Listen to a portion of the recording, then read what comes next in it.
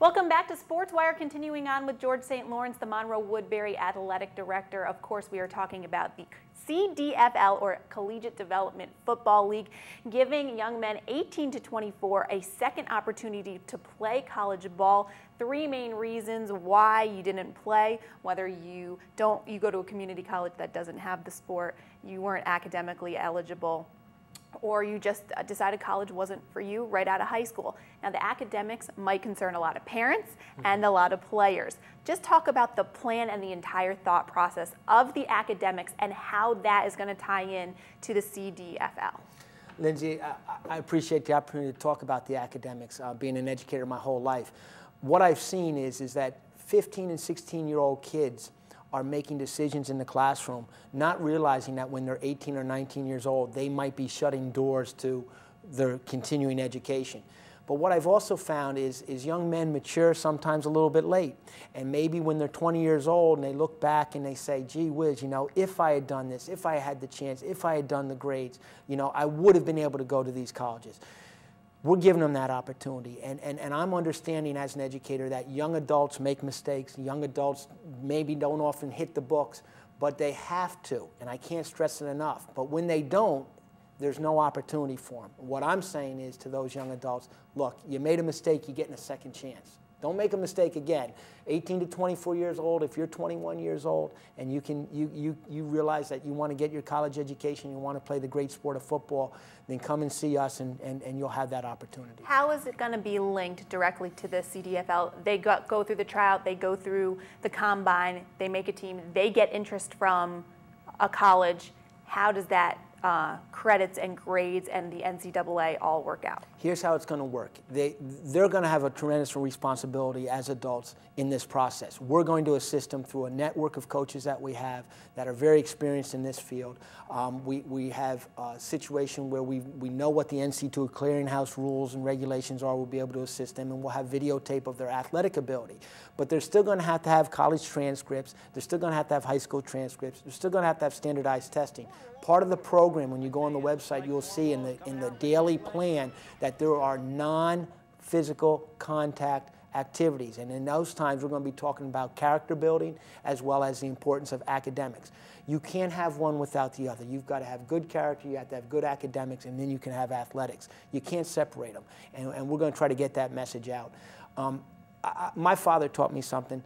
He said, you know, Mark Twain had a great line, and I've used it many times. People who know me have heard this already. But when Mark Twain said when he was 17 years old, his father was the dumbest man in America.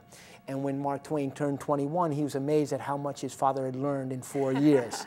And you and I really know that the underlying point of that whole story is that maturity sometimes takes place in a later age than 16, 17, 18 years old.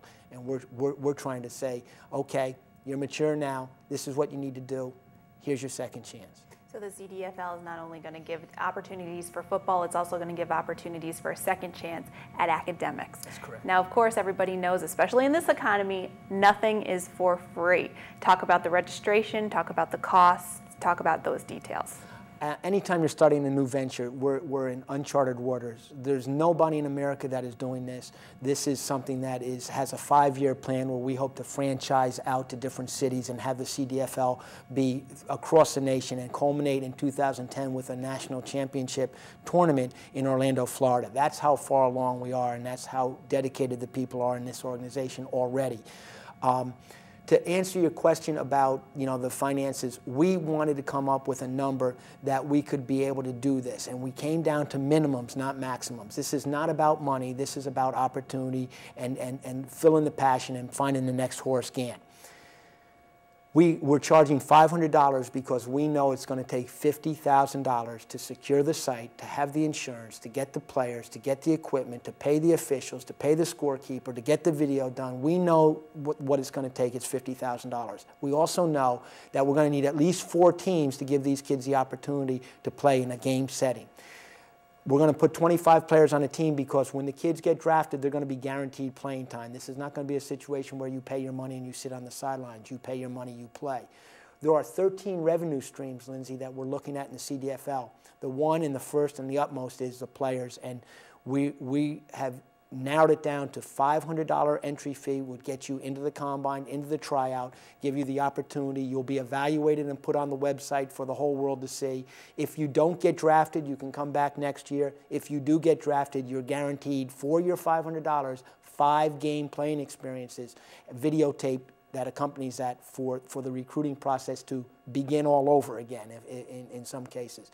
So if you do the math, 100 players at $500, that's $50,000. That's what we're looking to do. If we have 100 players, this league is up and running. If by chance we don't have enough interest and we don't generate enough money through the raising of $500 for an entry, there are other revenue streams that we're reaching out to right now on the website, obviously advertising, also college links and sponsorships and things like that. So, well, I certainly don't think participation is going to be an issue because you already have players that are up there. Of course, this is just the tip of the iceberg. Again, we can't stress enough.